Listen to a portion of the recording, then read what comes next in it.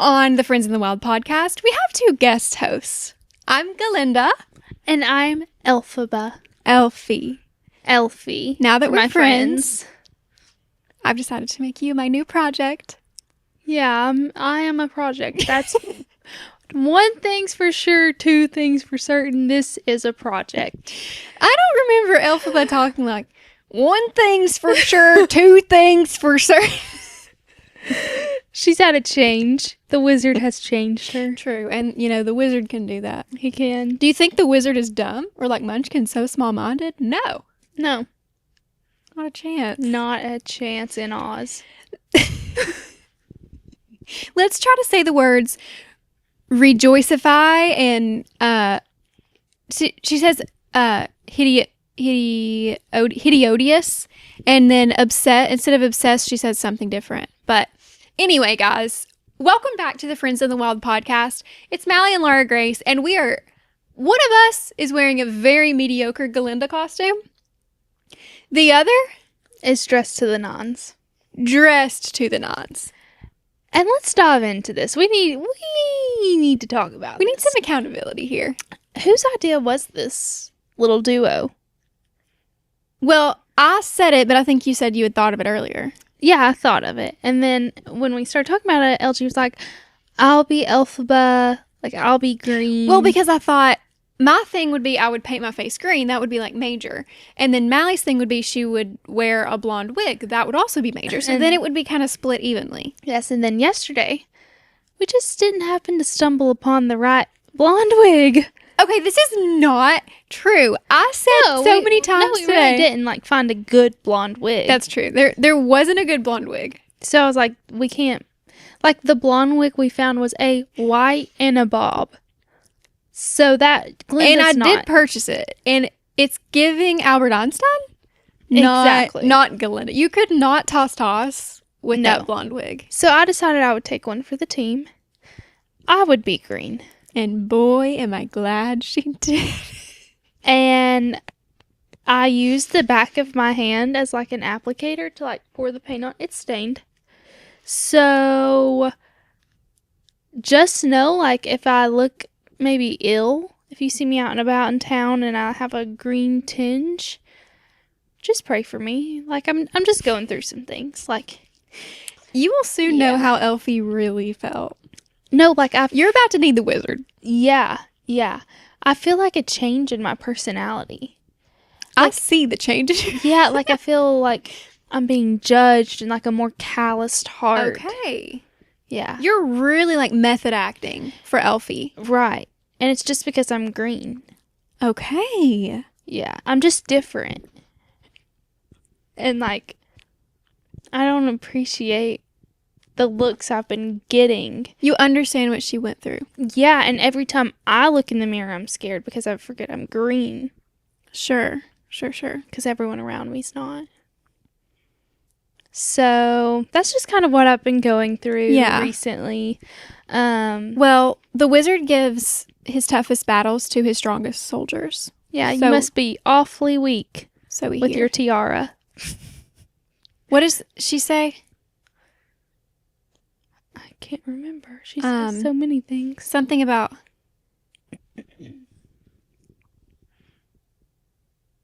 It's in What Is This Feeling? When she's something about she's rooming with Elphie and they're all of the townspeople, or the people at Shiz are you're so brave. Yeah. And then she's something. She says something. I can't remember. Very inspirational that would apply right now, but I can't remember it. Maybe we should sing the whole song. Maybe. Perhaps not. There's been some confusion, for you see my roommate is unusually and exceedingly peculiar and altogether quite impossible to describe. That was pretty good. Say blonde. Blonde. Bum-ba-dum. What is this feeling so sudden and new? I felt the moment I laid eyes on you. You actually say my head is rushing. Oh. Sorry. No. My head is rushing. Okay, let's stop. This is getting offhand. I wanted to say, though. Yeah, well, my face is flushing. What is this feeling? Okay, I'm done. Well, guys, welcome to our Halloween episode. I hope that you all are really enjoying this. I want to scratch my face off with a cheese grater. It's itching so bad. Just beware, we are going to rush through a little bit because Mally might become the Wicked Witch of the West really quickly if she doesn't get this off her face pretty quick. Yeah, I may crash out. But I just want to say how extremely grateful I am that we didn't find a blonde wig because this has been the best night of my life. No, she's literally been galloping around in her pink little dress and her little tiara, laughing in my face, my green face. And it was shocking. Honestly, every time I've looked in the mirror, I keep forgetting, my circumstances, and terrifying. Sure. So I'm really just happy that I have a glass, like the glasses and the hat. Very distracting. And just know next Halloween, LG's going to be something spooky. And I'll be something cute and dainty. I'm going to start planning now. I said that she can be the beauty and I'll be the beast. Something like that. Yeah, something absolutely crazy is what is going to happen. I do owe you. But listen, that's for future future Galinda to deal with. Today's Galinda is rejoicifying, if I could. So, as you all can tell, we've done a little batching. We're still at LG's apartment. We actually had such a fun day today. We traveled to West Virginia, and we went to the Greenbrier, which we need to talk about. Honestly, it's like stepping into a whole different universe. Truly. It's like Mackenzie Child's vomit. Yeah, so this is the oldest resort in America. It was built it was built in like the 1700s, and it was in ruins in like the night. We don't know all the history. We decided that it would have been much, much cooler if we knew all the lore of the Greenbrier. But it's in West Virginia, and literally like the middle of nowhere, West Virginia, this more than $1 million, billions of dollars probably. I don't know. I have no idea how much. What is money, truly? Yeah, literally. What's a billion? Like, I have no idea what that number means. Anyway. Very expensive estate. I mean, there's like pickleball courts. You can go horseback riding. There's a gun range. There's like 3 golf courses. And the inside of this place, it was designed in the late 1940s by Dorothy Draper, like famously. It is floral and like preppy patterns have puked everywhere. There's not a solid color in that place. Mm-mm. It's like Lily Pulitzer and Mackenzie Childs had a baby that has colic and it's throwing up everywhere. Literally. And it's like every different kind of floral that you can imagine. Like you have Lily Pulitzer kind of florals, then you have like Laura Ashley kind of florals, you have some Vera Bradley in there, you have Mackenzie Childs. Every pattern you can imagine is present in that place. I really encourage you to look it up. Also, just existing in there, especially near Halloween, that would be a perfect place for a murder mystery. Free idea. Mm-hmm. Free idea. It's probably they should have like a murder mystery party. It would be so fun. Or a movie. Yeah, it's like all of that, but it has the architecture. Not that. Not of Biltmore, because Biltmore is so much more like detail, elaborate, and like their stonework on the outside, but like the same vibe as Biltmore. Like the indoor pool resembles Biltmore's sort of, and just it being such an old estate, it gives Biltmore vibes a little. Mm-hmm. Just 2 totally different interior design motives, very much so. Yeah, it was very, and like there's like a Ralph Lauren inside. There's all these shops, and there's a casino. There's indoor pool, bowling alley, a med spa. And the indoor pool, it's still following the floral pattern themes. Like it is. I have never been anywhere like the Greenbrier, and I don't imagine that I ever will go anywhere like that. Unless we're just missing that, like there's a whole segment of the population that only goes to hotels like this. Yeah, which I'm just not imagining that's the case. Yeah. But it was fun. Very different experience. Yes. So then we antiqued. We antiqued our way to Lewisburg. Mm-hmm. And we really just spent that afternoon going to all the little shops, grabbing some lunch, and then we winded down with dinner across the street from LG's apartment and painting my face green. Yep, it has been a wonderful day. Of course, the highlight. Even we could have gone to Disney World. You know, I could have gotten married today, and the highlight of my day would have been Mally and Green.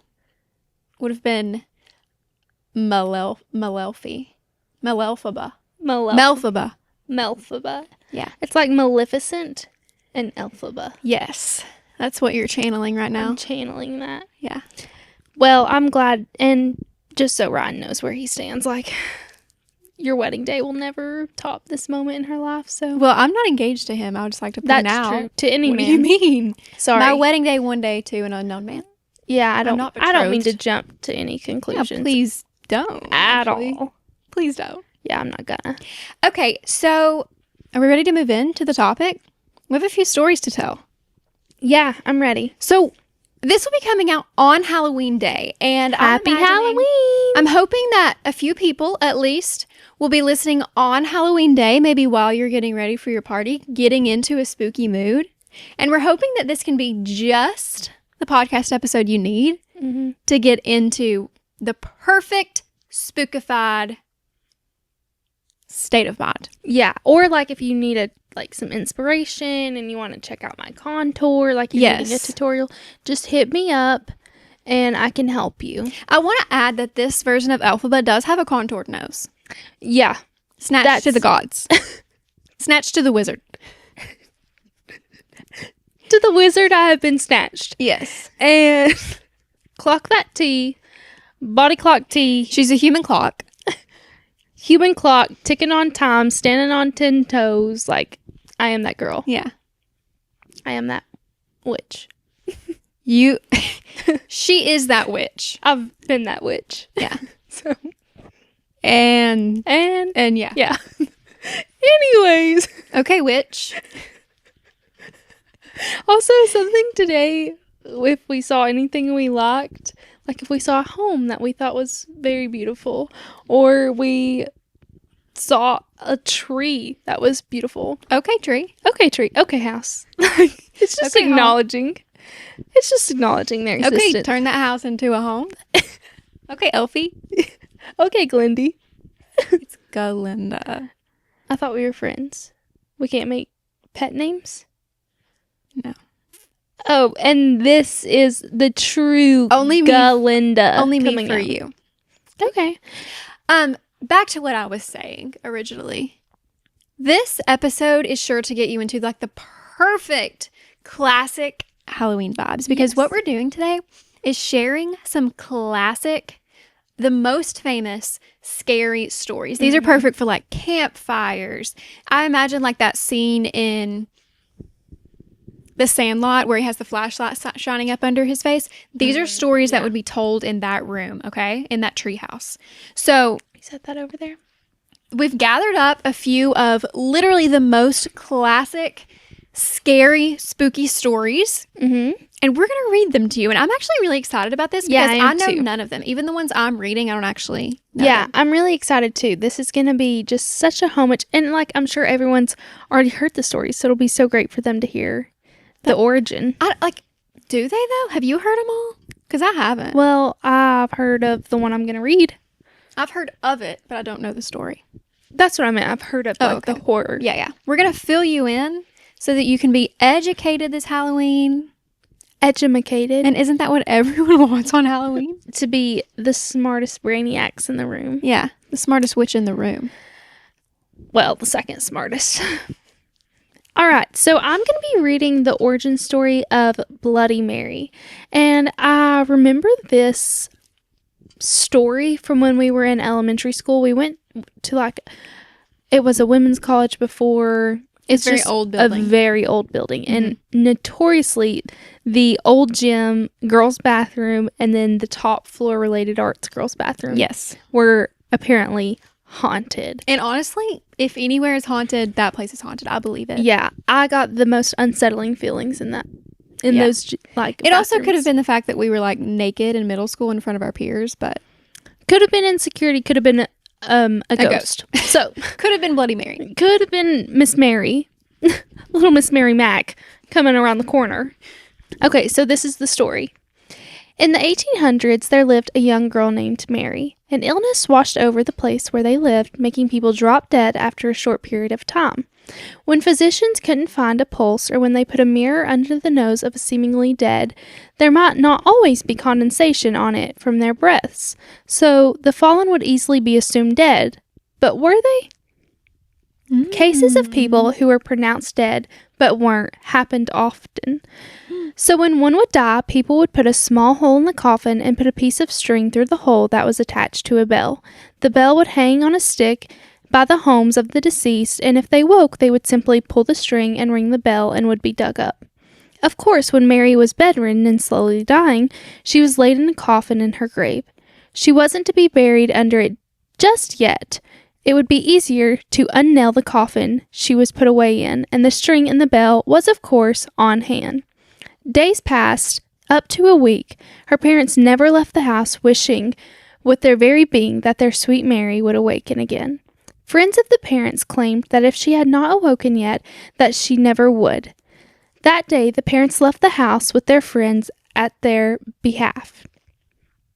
When their parents had gone, a neighbor came and began to fill her grave, string and all, just in case she would wake up if she was still alive, and if so, before she suffocated. The neighbor had said his remorse and walked to his home. Not soon after, Mary awoken from her slumber. She pulled the string. The string to the bell would not be heard from her parents who were out and the neighbor who was too far away. She pulled and pulled the string until the bell fell, and so did the stick. She began crawling and scratching at her wooden prison until her fingers bled, and she cut scratching till her last breath. I think they meant to put kept scratching until her last breath. When the parents arrived home, the father soon realized that the bell was yards away from its original spot, and soon called for his wife to come help dig up the daughter. When dug up, he unlatched the coffin and found Mary in a petrified state, her hands like claws covered in blood, same as her white dress she was buried in. They put a mirror under her nose to see if her breaths would show. Condensation was shown on the mirror, but even so, she was dead. Her spirit is said to have attached the mirror, and now when one says Bloody Mary 3 times, she comes and claws at the unknowing victim. So, and the tradition is you go and you spin 3 times, say Bloody Mary, and then she appears in the mirror. Well, that was only 2 times. Are you just being safe? Yeah, I didn't want to, invite her. Of course. Yeah, I'm just actually raising awareness. I don't want to see her. I'm actually kind of spooked. I know. That's a good story. Yeah. They need to work on their writing because the sentences didn't make sense. So I'm sorry. It did. If I was fumbling. When dug up, that sentence did make sense. But the other one, I changed some of them. I was reading them and I was like, okay, translator. Yeah, I'm gifted and talented. You're translating from Old English. Yeah. Just as you go. Yeah. It's a gift. Yeah, it's terrifying. I mean, I understand why it's a classic. Yeah. Also, I didn't realize that the reason you have to do it in a mirror was because of the condensation when they would breathe. It would, make the mirrors have condensation. And the fact that it's rooted in, I believe Mary's story, believe all women. But the fact that it's completely rooted in truth, that's really what they did during, that sickness. It's so funny how these things emerge through time. Yeah. A legend was born and died. So why did they make it an alcoholic drink? I wonder if there's a tie to that. The Bloody Mary drink. Let's do that quick little Google search. What a good question. Because that's just such a very particular name. You know? Maybe because it's red. And she had blood upon her gown. Okay. The cocktail is called Bloody Mary due to multiple theories, but the most popular ones attribute the name to either Queen Mary I of England, nicknamed Bloody Mary for her persecution of Protestants. That's the other Bloody Mary. Oh, okay. Or a bartender's friend named Mary who worked at a Chicago bar called the Bucket of Blood.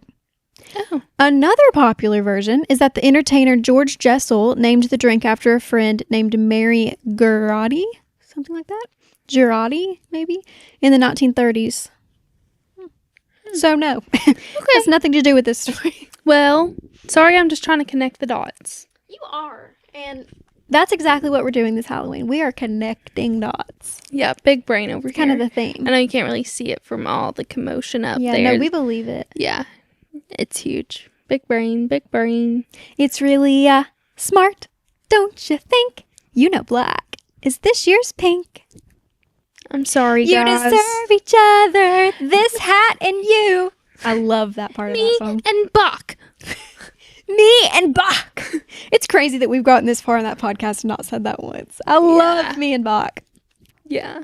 What an iconic line. Okay, I'm ready for your story. Okay. I'm sat. So, I have a long one and a short one. Which one would you rather hear first? Let's start with the short. We will start with the short. Warm up. This is the story of the Hook. Ooh, Captain Hook. I think it's a different hook. Okay, different hook. A much more sinister hook. Ready? Yep. Donald and Sarah went to the movies. Then they went for a ride in Donald's car. They parked up on a hill at the edge of town. From there, they could see the lights up and down the valley. Donald turned on the radio and found some music, but an announcer broke in with a news bulletin. A murderer has escaped from the state prison. He is armed with a knife and is headed south on foot. His left hand is missing. In its place, he wears a hook. Sarah says, "Let's roll up the windows and lock the doors." "That's a good idea," said Donald. "That prison isn't too far away," said Sarah. "Maybe we should go home." "But it's 10 o'clock, said Donald. "I don't care what time it is," she said. "I want to go home." "Look, Sarah," said Donald. "He's not going to climb all the way up here. Why would he do that? Even if he did, all the doors are locked. How could he get in?" "Donald, he could take that hook and break through a window and open a door," she said. "I'm scared and I want to go home." Pause. Are you liking my dramatic reading? Yes, and I have a hunch. Unpause. Donald was annoyed. Girls always are afraid of something. He said, sorry, misspoke. Okay, we have to get back in character. I'm restarting. Sorry. Donald was annoyed. Girls always are afraid of something. As he started the car, Sarah thought she heard someone or something scratching at her door. "Do you hear that?" she said as they roared away. "Sounded like someone's trying to get in." I'm scared. "Oh, sure," said Donald. Soon they got to Sarah's house. He went around to the other side of the car to let her out. Hanging out the door handle was a hook. Is that the end? Yeah, I actually don't get it. He drug him and killed him. He was trying to get in the car, and he took off, and he lost his hook. I would assume. That's just my interpretation. Let's search what happened in the story of the hook, because I don't get it. Well, I would assume he got drugged by the car. Like, he was trying to hook on. So they got saved. Yeah, they killed him, though, maybe. Or severely injured. I would assume. Not many people can survive being drugged by a car by your hook. What happens in the end of the scary story, The Hook?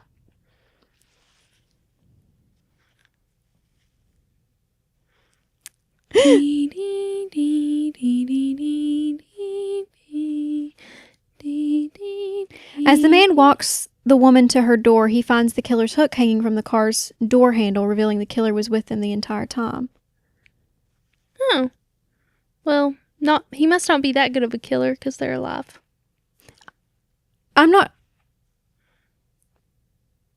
Like, do they drive off and his hook gets brought with him? Yeah, he almost got them. Okay. She heard him and he was like, "Nah, it's nothing," and drove away.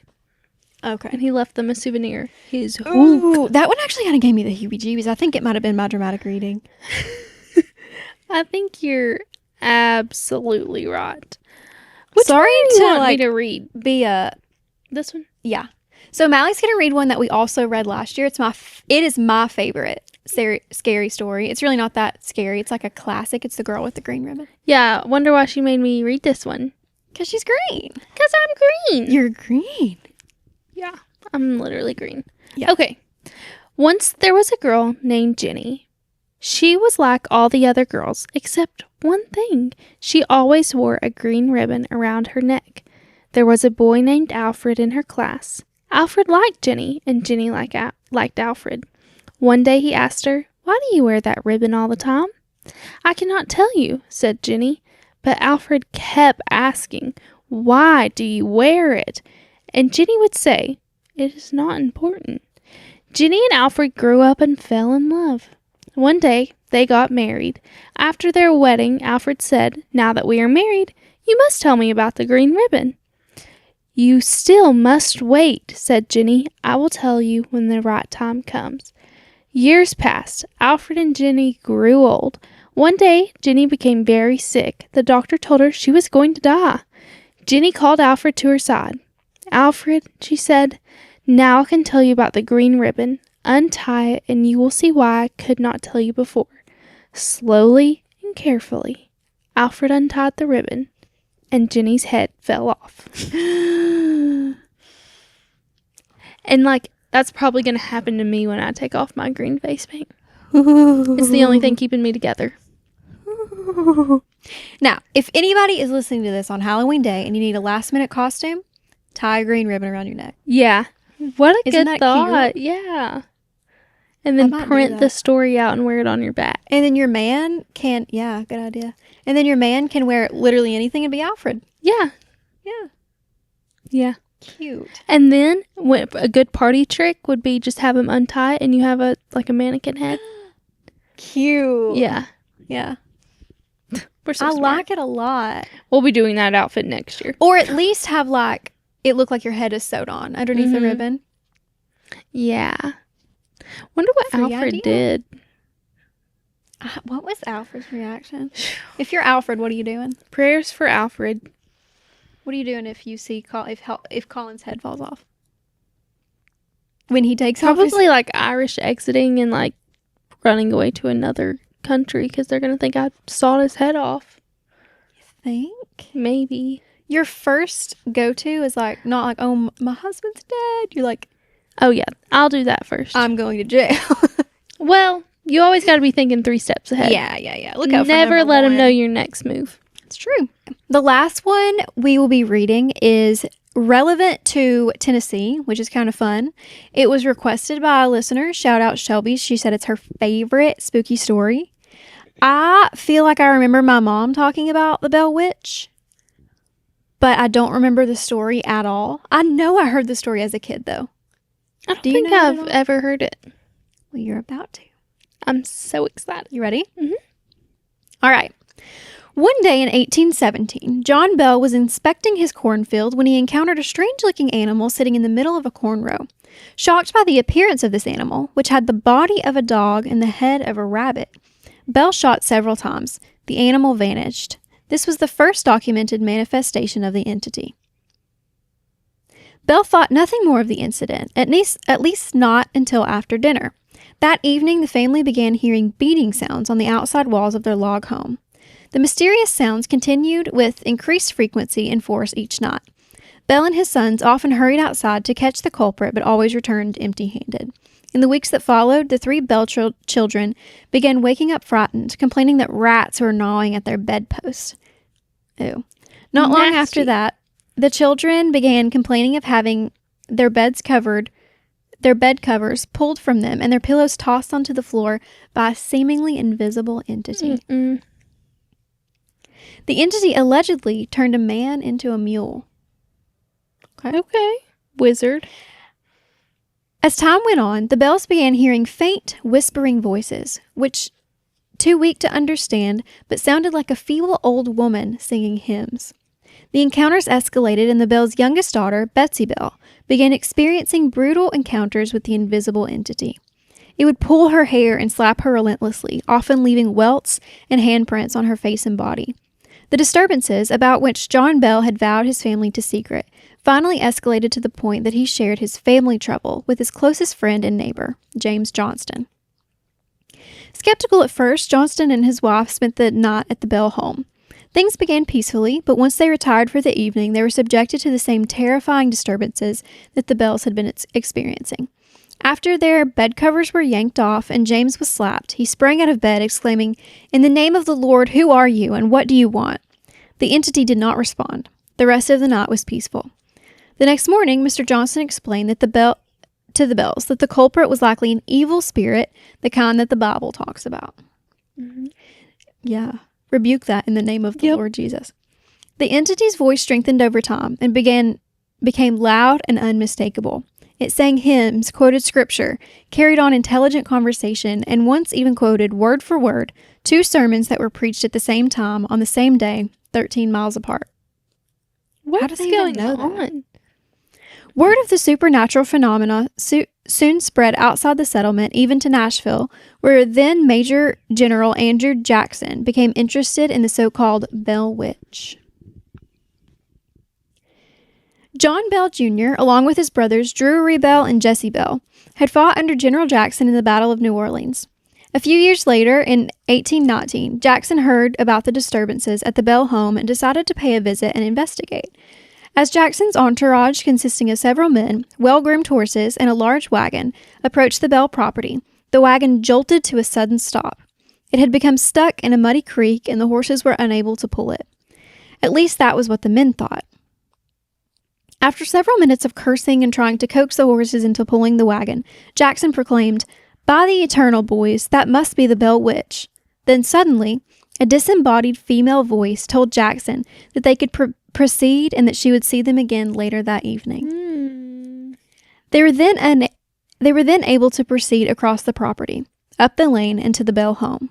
That evening, Jackson told war stories while his entourage set up their tents in John and Lucy Bell's yard. One of the men claimed to be a witch tamer.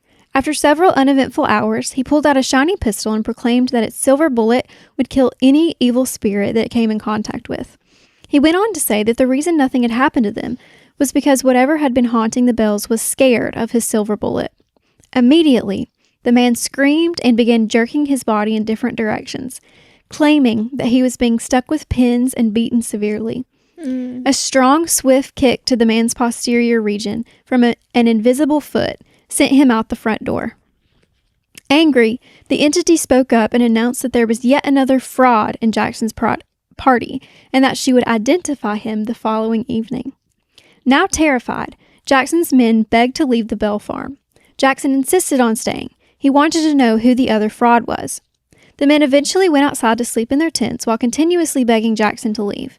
What happened next is not clear, but Jackson and his entourage were spotted in nearby Springfield early the next morning, going back to Nashville. Some allege that Jackson later proclaimed, "I would rather fight the British at New Orleans than fight the Bell Witch." That's a good quote. That's a good alleged quote. Okay, wait, there's more. Oh. The disturbances decreased after the Betsy and Joshua's engagement ended, but the entity continued to express disdain for John Bell, relentlessly vowing to kill him. Bell had been experiencing episodes of twitching in his face and difficulty swallowing for almost a year, and the malady grew worse with time. But the fall of 1820, his declining health had confined him to the house, where the malicious entity continuously removed his shoes when he tried to walk and slapped his face when he recovered from his numerous seizures.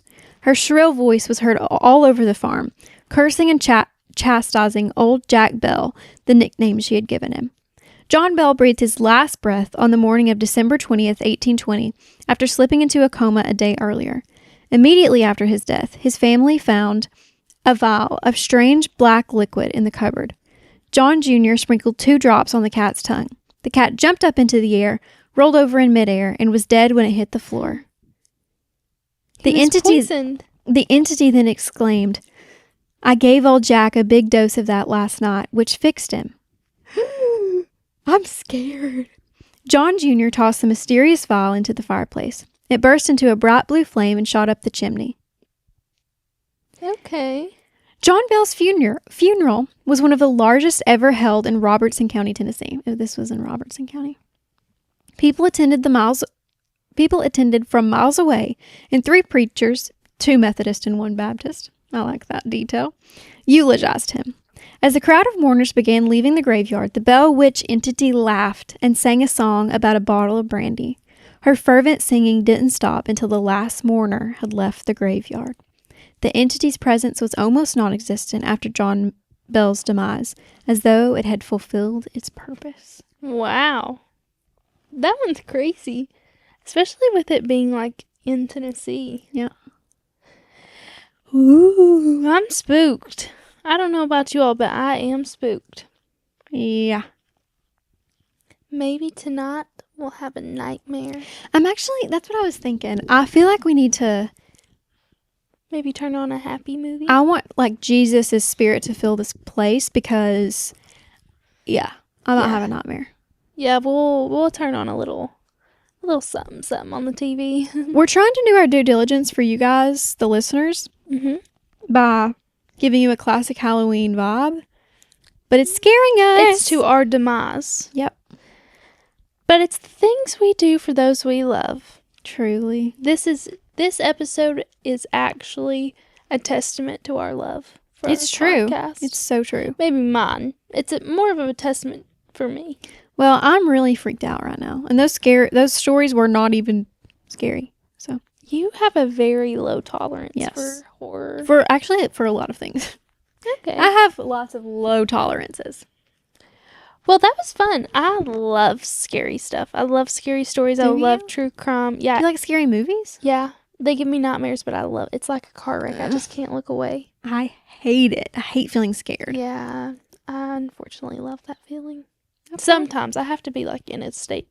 And that I that's can handle. why you're Elphie. Yeah. That's why I'm the Wicked Witch. I just have one thing to say to you. What? I do believe I have been changed for the better. And because I knew you, join me. I have been changed for good. Da, da, da, da. Well, thank you. Yeah. That and actually, I really do mean that. Oh, out of our costumes? Yes. From Laura Grace to Mally, I believe I have been changed for the better from our relationship. I have to agree, Laura Grace. What a beautiful moment. Thank you. Documented on camera. You never call me Laura Grace. Do you want me to? No, I'm just, I noticed when you said That felt like that. a moment that I needed to give your first and middle. You're always LG, I think. Pretty much, yeah. Yeah. Well, are we done here? We're done. Signing off. All right, guys. We hope that you have, first of all, a happy Halloween, but a safe Halloween. We hope that you enjoy dressing up to the nines, and we hope that you have enjoyed us dressing up. It has been very fun. I'm running to the bathroom as soon as we stop. Because I'm starting to itch. Are you going to go with a baby wipe and just I scrub? really don't know the method I need to take for this, but it's We're about going to take a lot. I have one word of wisdom to share with you guys. Don't touch a Ouija board. No And Ouijas. That's it. Like, just don't get into spiritual stuff. Don't mess with that stuff. Only if you're trying to get on the good side of it. Maybe reading the Bible, but like don't dive into the opposite, the opposing view. Yeah. Yes, don't mess with Ouija boards. Like, we're good. Don't be open-minded when it comes to evil spirits, okay? Yeah. Thank you all so much for listening. We do hope that you have enjoyed this episode. Happy Halloween and Merry Christmas. Woo! Don't forget to like, subscribe. If you enjoy our podcast, please tell a friend about it. We love having new listeners, new friends in the wild. Yep. We will see you all next week. See ya. Love ya. Bye. Bye.